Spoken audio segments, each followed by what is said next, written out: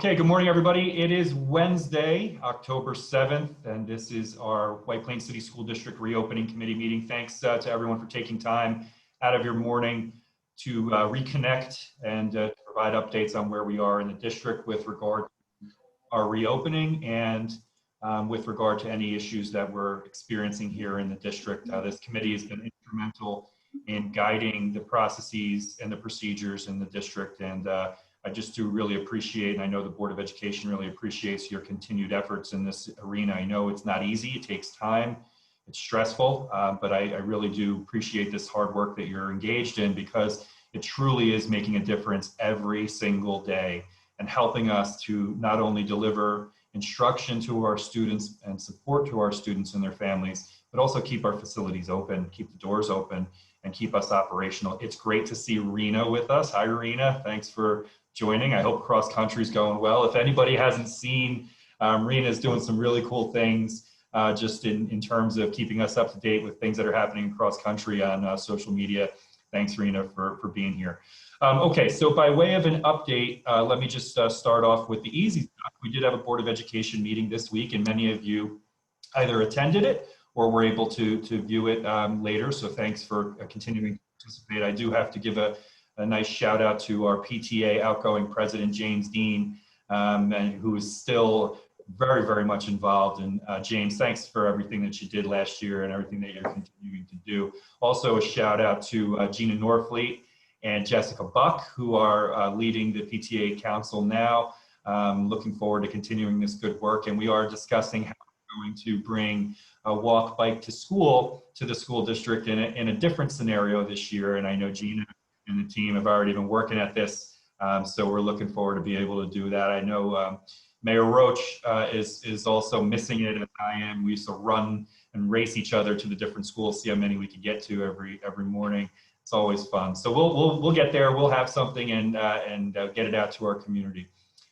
We are also moving right along in terms of our hybrid instructional program. I had the opportunity to be in the buildings, of course, every day, but I also had a special opportunity with Dr. Hand and Mr. Martinez to tour White Plains High School with some representatives from another local school district the other day, and just get into the classroom so that they could see the amazing work that our faculty and staff members are doing with our children. And it truly is amazing. It's mind-blowing to be able to see how the interaction is taking place both in person and virtually simultaneously. And I will never stop saying that this is really an amazing feat that teachers, not just in White Plains, but all throughout the country are doing every day for our kids. Well, at some point in time, I'm sure you'll get a chance to see this if you're not in the buildings regularly when we have visitors back, but it really is amazing. I'm sure you see it at home too, for those of you who are parents or guardians, and it really is something to behold. We are every day working very, very hard to keep our children and our staff members and all of the members of the educational community healthy. There is nobody who is more committed to this than Maggie Rasiopo and our team in health services. And so that the committee is aware, this is truly a minute by minute, hour by hour, day by day endeavor.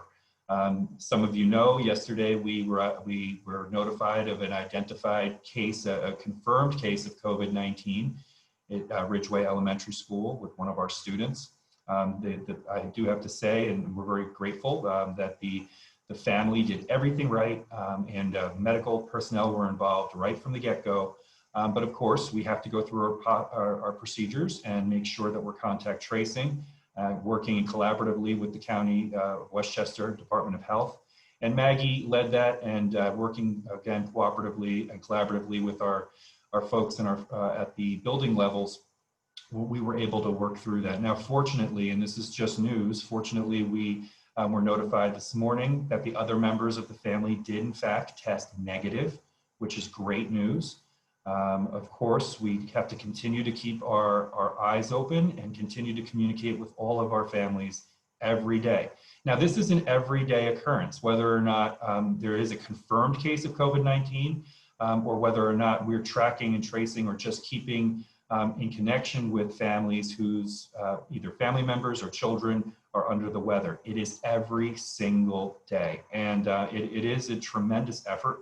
And it also is nerve-wracking. It's nerve-wracking for our faculty and staff members. It's nerve-wracking for our administrators, for our parents and our guardians, and our children. So we're doing our very best to make sure that we're communicating effectively or as much as possible with all of our community members and taking as many precautions and as many cautious and safe steps as we possibly can throughout the process. You know, I know that regardless, there's always going to be that level of anxiety, and we'll do whatever we can to try and reduce that. The good news today is that in that particular situation, negative cases or negative tests came back. We're still watching other children who may have gone home sick, not feeling well, communicating with those families, and if need be, if we do have a positive case of COVID-19, we'll continue to follow the protocols and make sure that we're doing everything we can to keep our people safe. The facilities are amazing. They're immaculate, and I have to thank Frank Stefanelli and of course all of our maintenance and custodial team members for everything that they're doing. They are doing everything possible to keep the facilities as clean as possible all the time. Same goes with transportation, trying to keep our buses clean all the time. These are big efforts. I also know that there are going to be updates, and I'll give you updates related to athletics in a second, but you know, as we move forward into the academic year, there's a lot of questions about what the winter athletic schedules will look like. What I'm going to say is we're going to put a pause on winter for the moment, and we're going to focus on the fall because, you know, as the school day goes, so does athletics. And Mr. Cameron and our coaches, and by the way, happy Coaches Appreciation Day to all of our coaches, are working diligently to make sure that our student athletes are able to participate not only in practice, but in contests in a safe manner, as safe as humanly possible. And then taking precautions to make sure that we're not unnecessarily potentially exposing our student athletes or our coaches or our volunteers to any situations that, that could potentially expose them to illness. So right now we are participating, we're in about week 2.5 or so of fall athletics, and the kids are doing a great job. I know we're looking forward to contests that are going to start coming up on the schedule next week. Lots of moving parts to make this happen. Again, another screener for our student athletes before they participate in their practices or in their contests, more cleaning for transportation, and more vigilance in terms of making sure that everybody who is participating and coming out is feeling well. You might have seen an article in the Journal News the other day. I think I've been saying it a million times and I'll keep saying it. The most important thing that we can do before we leave the house every day is to make sure that we are feeling okay. We're not under the weather before we're coming out into school facilities or out into public. That will help us keep our numbers down in our region. We're watching very carefully all throughout the state. We know that there are so-called hot spots in the region. We know in counties right around us that there are cases that are increasing. We're watching all of that, and we're making sure that we're doing everything we can in our community to keep our numbers down. In terms of going forward, we'll have to continue to watch. You heard yesterday Governor Cuomo was talking about a new color code system, whether it be, I think it was red, orange, and yellow. And if you are in a so-called red or orange spot, your schools are closed. We don't want to get there. We need to, your school facilities are closed. We need to make sure that we're being vigilant and doing everything we possibly can to make sure that we don't get there. So we are coordinating regionally. There is another training that's coming up that's being sponsored by the Westchester County Department of Health this Friday. Our team members will be participating in that. And again, the superintendents of the school districts in the region have been working very closely with the Westchester County Department of Health and the State of New York Department of Health to make sure that everybody's on the same page with regard to COVID-19 and with regard to best practices and making sure that everybody has the supplies needed to continue to move forward. It's a lot. Every day it's a lot, but you know, every day we're moving through it together. As always, what I'd like to do now, if there are any questions right now. Yep. Hi, Cheryl. Hi. Hi, good morning. There was an article in the Journal News today about Section 1 limiting spectators at games, and that visitors from, you know, the visiting team would not be allowed spectators. It was just going to be, I think, 2 from the home team, so that families, Yes. parents, guardians friends can't be attending away games. Yeah, the section did decide to limit spectators, of course, to the extent possible, to try and make sure that physical distancing is being observed and to make sure that potential exposure is being limited. We know that that is not welcome news sometimes, but at the same time, we're really trying to toe the line here and make sure we're getting these activities in so that our children can participate in them, but at the same time, reducing the chance that something could happen and we could end up in a situation where we have to close facilities because of athletics. So you're right, Cheryl. A number of steps are being taken in the section right now that are different. One of the big ones is just the reduction in the number of contests that are being played, as well as the sports that are being played right now. Thanks, Cheryl. Any other questions for me before we start going to our team members for updates? Joe, just one question. Hi. How you doing, Joe?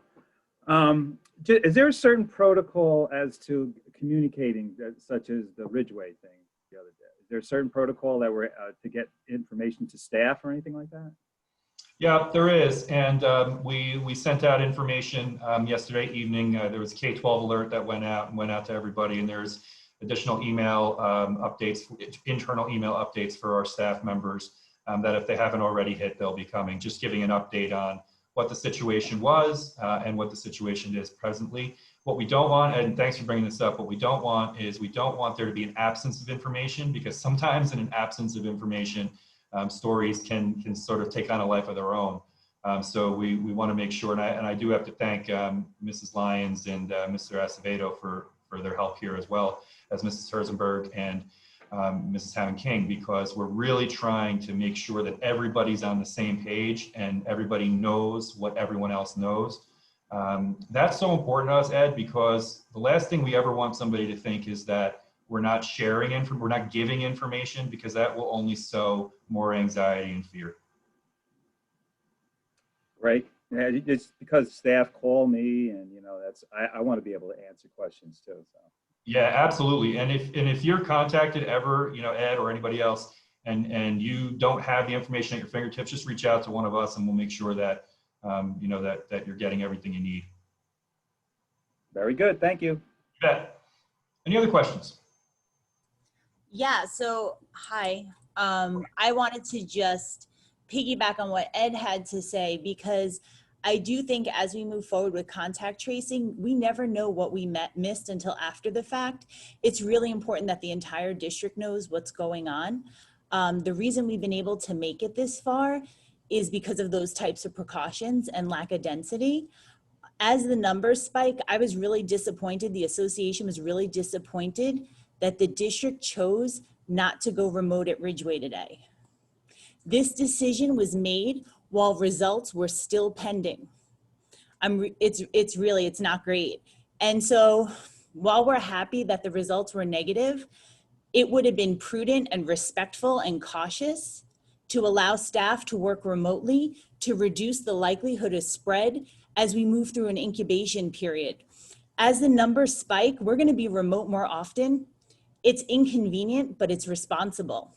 We are not expendable. You can't run schools without a healthy staff that feels valued and safe. Thank you. Yeah, thank you very much, Mrs. Lyons. Absolutely. And, I think your comments are really well taken. And this is the challenge that we face every day. And none of us ever wants to be in a situation where, more of our team members are fearful or anxious. So we will do everything that we possibly can to reduce that level of anxiety, and if we can do better in the future, we will. What I will say to everybody who's watching and you and all of our teammates is, I can speak for myself. I will never, and I'm sure I'm speaking for Maggie too, I'll never make a decision that would ever jeopardize, or if I ever thought there was even a chance that there could be danger to any member of our academic community. Folks can be confident that we would not ever expose them to that. Now, that doesn't mean that folks, aren't feeling that we shouldn't have been remote today. I respect that. I understand that. But just know that even if there's, you know, a decision that's made that is not necessarily in concert with what you're thinking, we are making those decisions based on the information, the best information that we have, and in concert with the Department of Health. Again, there's no way, and I would never try to justify, qualify, or make an excuse. I do know that for our community members, parents, and guardians, this is hard. This is really, really hard, and everybody is really sharing, I think, in the pain and the challenge of dealing with these incidences of identified COVID-19 in the facilities. As we move forward, if we do have issues that does require that we move to a fully remote environment in our schools, we will absolutely do it. I fear that you're probably right. I think that as we move into the cold and flu season, more remote schooling will probably become more frequent. And for parents and guardians who are watching, that's something to really think about. I know we've had, and Dr. Hand's going to talk about this in a minute, we've actually had a number of parents who have been really very passionate and adamant to bring more children back into the building more often. And we really understand that. You know, those of us, especially those of us who are parents of school-age children, understand that that is a focus, it's a priority. Those of us who are teachers who don't have school-age children know that that's a priority. But yesterday is evidence that COVID-19 is with us. And, you know, we have to make these steps in a measured way that are going to help to be able to keep our facilities open. So it's definitely a balancing act, and we will do our absolute best to do better in the future if we can. Thanks. Any other questions? Dr. Ricca, yes, Dr. Ricca, if I may also piggyback on what Ed Mara said, going forward, we need to really think of all staff equally, because I know this is a new process for all of us, but not everybody is notified the same way. And therefore, it does not bode well with those that have not been told and hear it through hearsay in the building. I'm not asking district-wide, but if it's in a certain building, I believe they are owed the respect of being told of what's going on and not hearing it later on that night. Yeah, certainly, and thank you for that. What I would recommend immediately is any individual in any building immediately make sure they're enabling their K-12 alerts so that they're receiving the exact same information that faculty and staff members throughout the building are receiving. If people aren't on K-12 alerts and they don't check their email, it's going to be very difficult to be able to get them the information as quickly as we're getting it out to everybody else.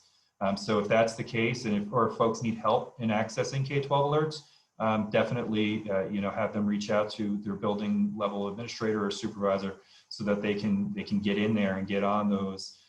They would receive the messaging at the exact same time if that were the case. Thanks, Adele. Any other questions for me? All right, great.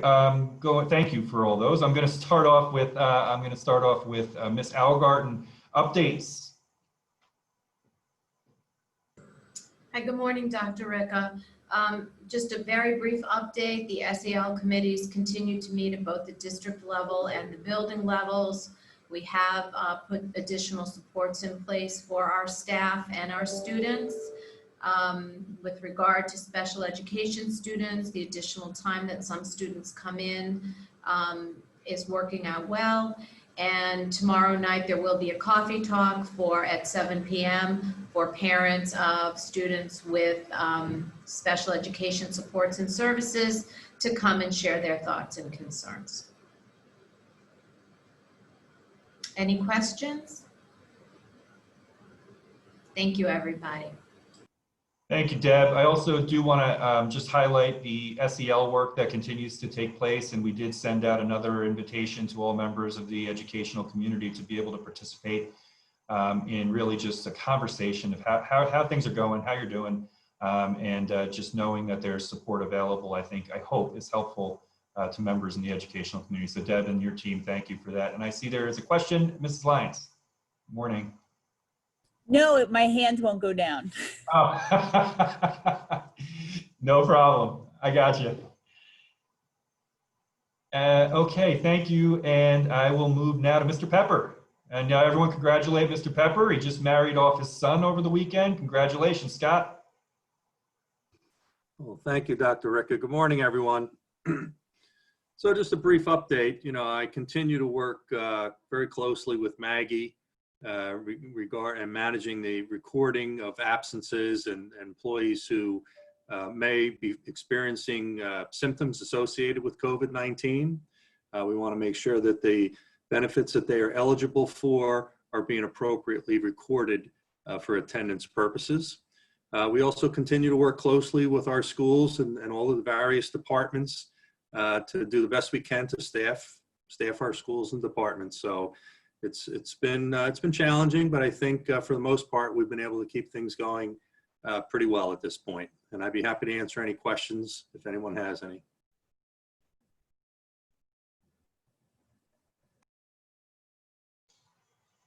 Thank you, Scott. Good morning, Ann.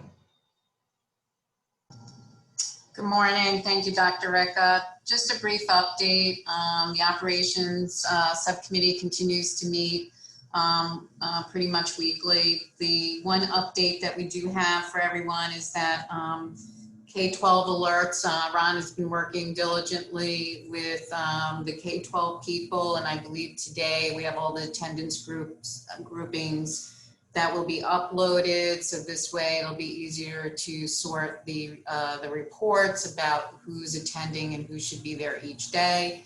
All the remote students have been removed. And in the middle of all this, we did look at 2 other applications and concluded that they were not as customized as we've been able now to make K-12, and we thank the company for doing all this for us. Also, we're going to increase and purchase more of the temperature kiosks for each of the buildings to try to help the fact that we are temperature checking in addition to the daily screening by parents.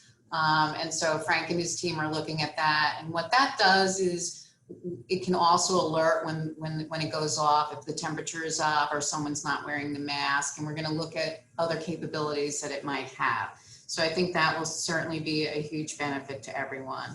All the other departments, everyone's working diligently to iron out any kinks. So we just keep moving along. So any questions for any of the operation departments? Ann? Cheryl, question about the temperature taking. Are we having less compliance from families, fewer families doing the reporting in the morning, or what is the increased need for temperature taking?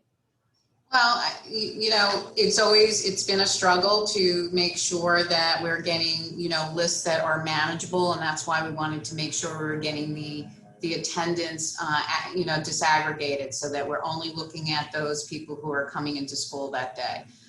So that we really could start to get a good baseline on that data. In addition, we are, seeing that children are coming to school with fevers. It's an ongoing process to try to really keep communicating with families, the importance of doing the daily screener and temperature checking their children before they come to school. How are we communicating with families to let them know that the compliance maybe is not where we need it to be and that they need to be more vigilant? Well, there's certainly the daily screener, and we've sent out K-12 alerts, and the principals have been communicating with families as well. Okay, thank you. Yeah, that's an ongoing reminder, Cheryl, also that we're just constantly sharing, even right at this moment, that we're constantly sharing how important process that is. I see. Sorry. I see 2 hands. I see Mrs. Eller. Good morning, Rosemary. Good morning, Dr. Rick. I just wanted to underscore, Ann, and correct me if I'm wrong. We anticipated the challenge with the temperatures and had these built-in checks really to follow up with parents who don't comply with the emails, the text or email. Am I correct on that? Correct. I just want, yeah, okay. Yeah, we keep emphasizing it, but we also just make sure we're preventing, folks from being in the building. Yeah, I know. I sit on the group, and I know we've had discussions about that at length. And it's tough, but I feel like we're going above and beyond, if I'm correct, to really track down the non-compliance and reach out and touch. And I will say, for the benefit of all, I am aware of teaching professionals in the class, whether it's a teaching assistant or the teacher. Every absence, everything really, a call is made. A call is made. Yes. Yeah. Everybody's doing their very best due diligence. Yeah. And may I just ask a question? Laura, I'm so sorry. Mr. Spatafor is ahead of you, and then you're up. Okay, thank you. I just wanted to add that one of the benefits of taking the temperatures before the students enter the building is if we wait for the COVID screener results, the students are already in the building and we have to remove them from a class. So it just seems to be more efficient and certainly more safe or safer to check temperatures on the way in. So that's one of the reasons that we started to do it, because by the time we were able to disaggregate that information, get the kid out of class, they had already been in at least one class, if not two. So I just wanted to add that piece of information. So are you checking everybody's temperature then?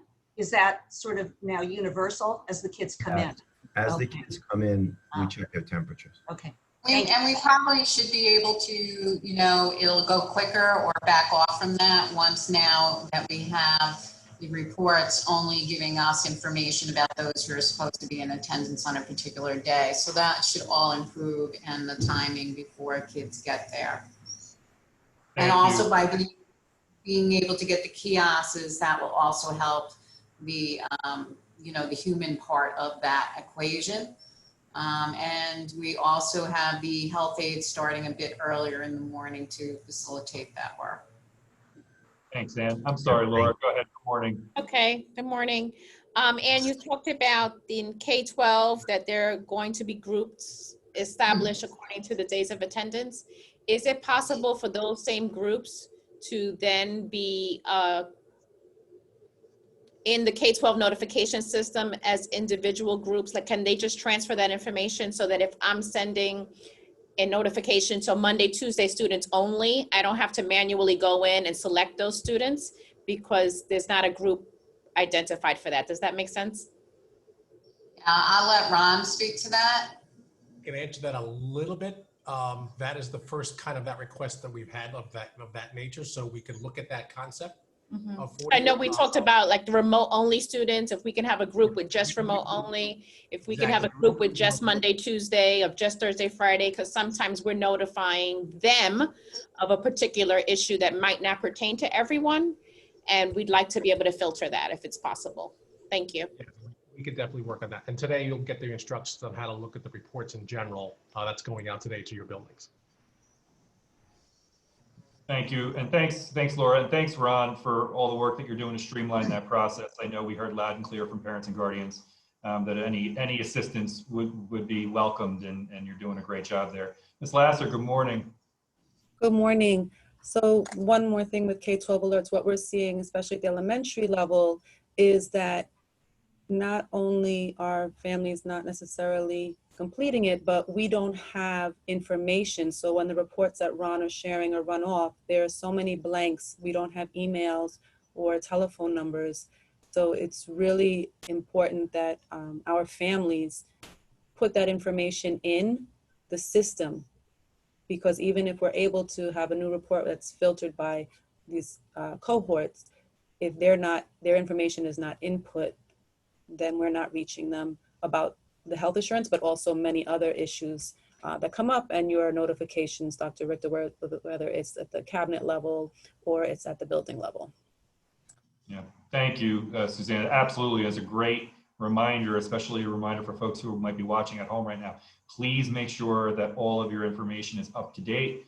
New phone numbers, new email addresses, all of that information is so critical in order to be able to get in contact with you in case of an emergency. Thanks, Suzanne. Any other questions for Ann? All right, Dr. Hand has been working really diligently and working alongside our administrative colleagues as well as our instructional colleagues. And we've been taking a look at a number of different questions that have been coming to us from parents and guardians related to scheduling. We've been looking at questions related to the flow of the academic year. And I think the first thing to reiterate that's really important is the schedule today. What we're doing today is not necessarily how things are going to look all the way through the academic year. Mrs. Lyons has talked about it before. It is likely that remote instruction is in the future if we have more cases of COVID-19 that come up. Similarly, if things get better, when things get better, scheduling can shift, scheduling can change, and when it's safe, there could be more students introduced into the facilities at a time. So this is an ongoing process for moms and dads and guardians who are thinking about this as this is what the year is going to look like. That's not necessarily so. We also had a big question related to could we bring more of our youngest Tigers back into the facilities on a daily basis, and one of the scenarios that the team looked at was an AM/PM type of a schedule. I'll let Dr. Hand go into the details about that, but we did identify, and we did look at this before too, even before we came up with the plan in which we're currently following, the instructional loss and the logistical challenge in this instance, unfortunately, would just prove to be too large. Dr. Hand, go ahead, I'm sorry. No, it's okay. So I just wanted to start off, I'll start off with the days of the week. So I know that at the last meeting that we had, I had gone through the elementary, I guess I focused a little bit more on. And if you look at from our K to 6, the students are broken into 2 groups, and the group that goes in Monday and Tuesday, the amount of Monday and Tuesdays that they have off, and the group that goes in on Thursday and Friday, it just crashed. That's funny.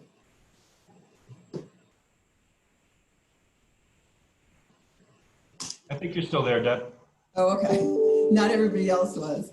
And the group that goes in on Thursday and Friday, if you look through the schedule and you go through the entire year, that evens out more. There's more of an equity and balance over that if you add everything together, but of course we can carefully take a look at that as we move forward.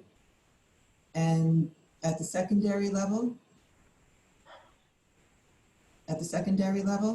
where students are coming in 1 day a week, there's a lot that comes into play there. We'll be looking at holidays. We'll be looking at unexpected closures due to COVID. We'll be looking at remote days. Like if we had, for the same thing for COVID, if we had to go remote for a day or even for longer than that, we'd have to count that in. If we ended up with any snow days, and then just to see where we are at the end of the first semester. And then if there is a need to balance that back, we can do that. We can definitely take a look and say, maybe the Monday students that, weren't in as often could then come on the day that is, more often in school for the second semester. The only thing that this doesn't include at all are semester classes. So semester classes, if they're over at the end of the semester and you've only been in the Monday schedule, there's a possibility of you being in school less for that class than the Thursday group of students. Changing schedules on the fly for students and transportation and for school buildings and for teachers is not an easy thing to do. So I think that some of this is not going to work out perfectly, and we're just going to have to accept that it's not going to be perfect, but anything that we can work on and improve, we'll definitely do that. So I just want to be clear with that because that question keeps on coming up. Does that make sense to everybody? Yes? Okay. The next thing was the AM/PM model for the elementary schools, or at least for the early elementary schools, like grades K 1 and 2. And I just came off of a meeting with the elementary principals. We were actually talking about something else that I want to speak about, the hybrid design. But there are many factors that go into the AM/PM design that make it logistically very difficult for us to do as a district, especially a district as large as us. And I know that there are other districts out there that are following this model and it might work for them. But with the level of transportation that we have and the level of food service that we offer between breakfast and lunch, and as I've mentioned before, having children come in the morning, then dismissing midday and having a second arrival midday, and then having another dismissal at the end of the day, which would match the regular school dismissal. Cleaning the classrooms between those two cohorts of children coming in, cleaning the buses between those two cohorts of children coming in, making sure that all children that receive mandated services are receiving their mandated services within a half-day model. And a half day is most likely going to be like an 8:30 to 11:30 day. When you think of the time that's going to be spent transitioning the children off of the buses into the building to have their breakfast, to go into their classroom, you know, to have their instructional time, maybe 2 periods of instructional time, and then going back, you know, the same thing, having their lunch, getting on the buses to go home, you're really looking at a very short instructional day when you move to half days for children. Whereas bringing children into the school buildings for 2 full days, you're bringing them in for almost 13 hours, right? 6.5 hours a day. You wouldn't get that same amount of instructional time if you had them just coming in half days, Monday through Friday. We do understand that it helps children to be in school buildings every single day, but we want it to be a meaningful experience for them. We are also concerned when we were first working on these models that we wanted the integrity of the school day. We also wanted a model that was adaptable if we go into a remote day or a remote environment for a while, so that they'd be able to follow the integrity of their school schedule, and then we'd be able to replicate that, whether it be in a hybrid or in a remote environment. And that was important to us.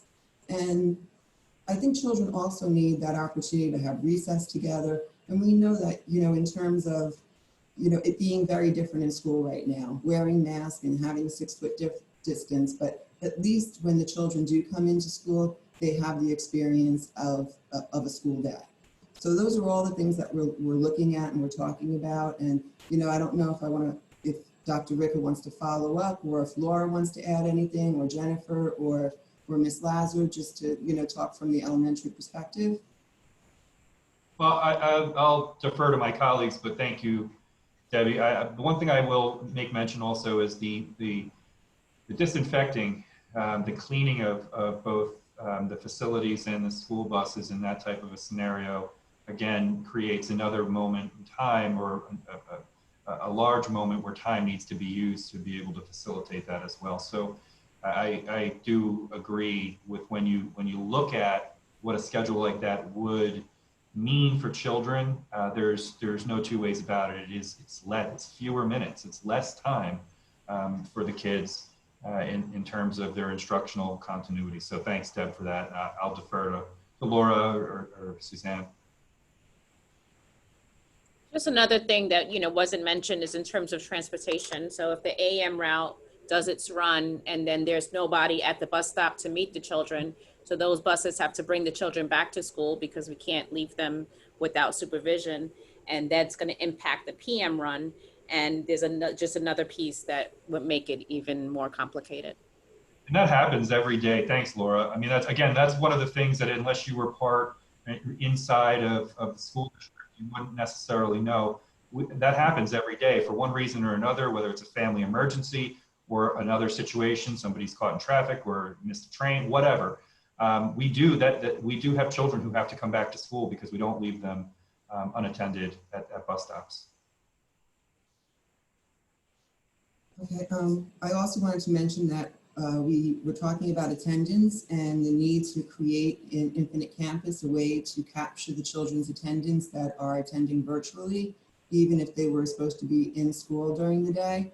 And Ron worked with Infinite Campus, and we now have a field where teachers can mark a child present virtually if they were, you know, if they were supposed to be in person. So that was important to us. Obviously, we are highly encouraging any child that has in person for the day to come to school for the day, but we also don't want children to come in sick. So if your child is staying home and can participate through the virtual component of education, we want that to happen even if you were supposed to be in school on an in-school day and couldn't get there for that reason. We sent out the Zoom norms and protocols to the to the principals yesterday. So that will go out on websites. I know that some of the principals were sharing that during their open houses. And we want the parents and the families to be familiar with the norms and protocols and the appropriate use of Zoom. We've been having virtual open houses. We're talking about the elementary parent-teacher conferences right now and how we will, how we will be doing that virtually. We're working on an election day schedule for the remote only day. It'll be a 5-hour instructional day, remote only at home. I believe it will be starting at the regular school time that you'll have for your children and then continue through a 5-hour day. So it'll be kind of an early dismissal day, if you will, for election day. And I wanted to mention, just from visiting schools and from talking to teachers and from talking to the administrators, at the middle school and high school, teachers are still adjusting to the hybrid model, but they're sharing and collaborating, they're refining their practices, and as one teacher said, they are getting into a groove. At the elementary level, it's challenging everywhere, but obviously it's extremely challenging at the elementary level for many reasons. So I just want to give a shout out to our elementary teachers, and I want to remind our parents to be very supportive and be very, be very supportive of them. They're trying really, really hard, and there's a lot to manage. The feedback that I'm getting is Seesaw and Schoology. Some of them are new to the platform.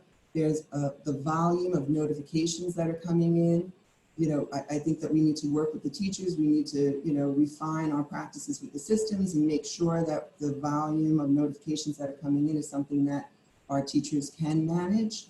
And then also the time on Wednesdays is so important for them to have that time to plan and prepare their lessons and to collaborate together, to share those best practices. We want to make sure that we maintain that. That's across the district, but particularly for elementary school teachers as well. And we'll be meeting just to kind of work out where that hybrid model, what is the best, changes, maybe refinements that we need to make sure that the hybrid model is something that is sustainable and manageable for our elementary school teachers. So I just wanted to give them a shout out because I know how hard they're working, and I know that this isn't perfect, and I know that we have to get it to a place where they feel comfortable, and we really appreciate you. Thank you, Deb. Does anybody have any questions for Deb?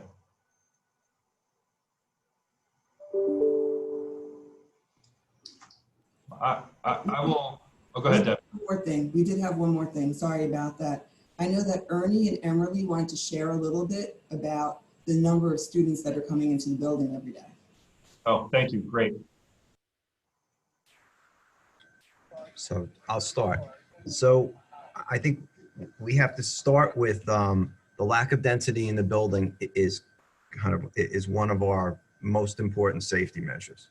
So we have, we base the number of students we could have in the building on the room capacities that Frank Stefanelli had sent to allow social distancing in each of our classes. So once parents then chose virtual versus in-school learning, Ron ran the data for us again to find out if we could in fact combine any of our attendance groups. It turns out that we can't, even subtracting the number of virtual students in terms of classroom sizes. So those are still over. The questions that I've had are about students who might be alone in a classroom, about low class sizes based on a quarter of our students in.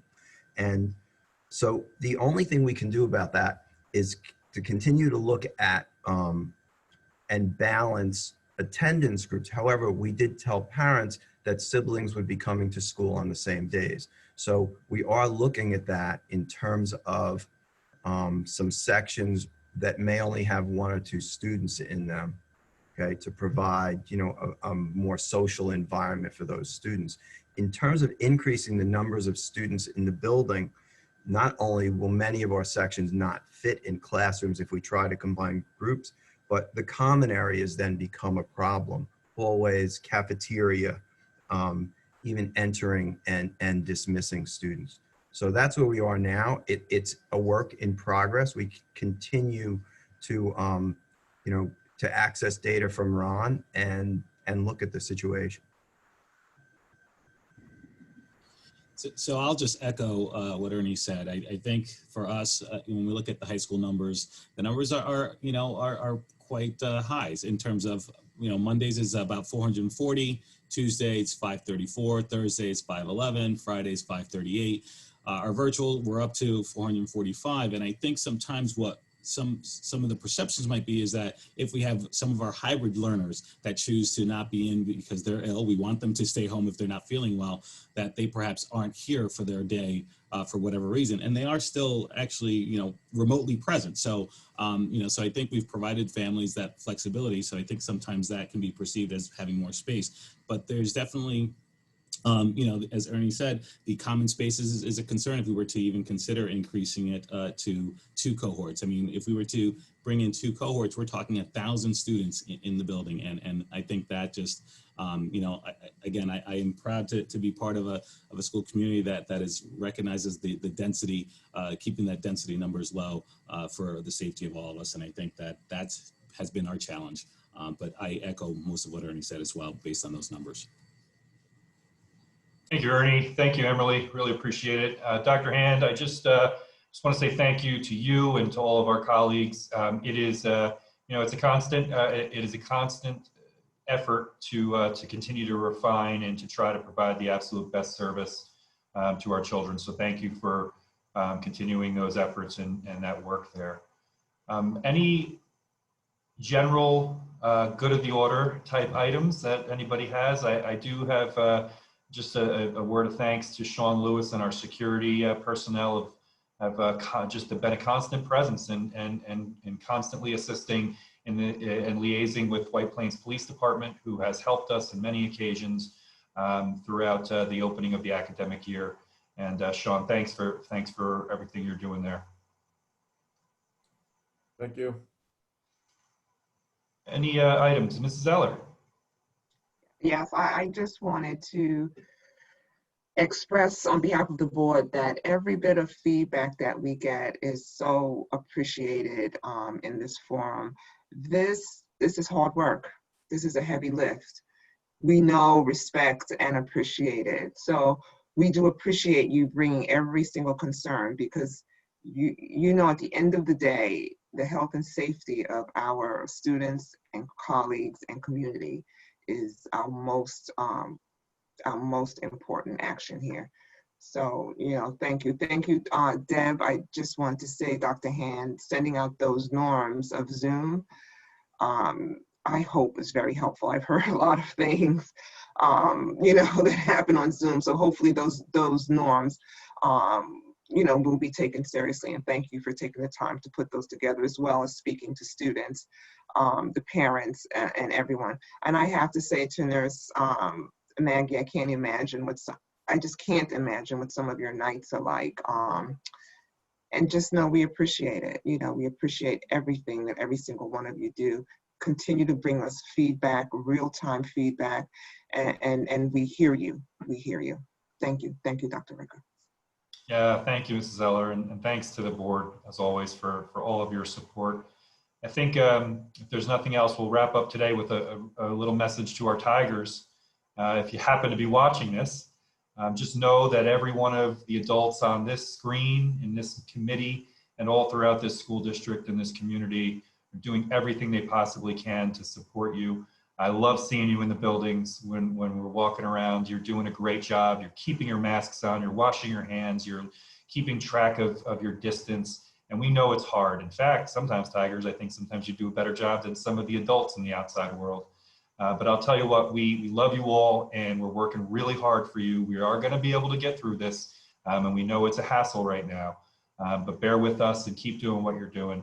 And we'll be back, reopening committee next week.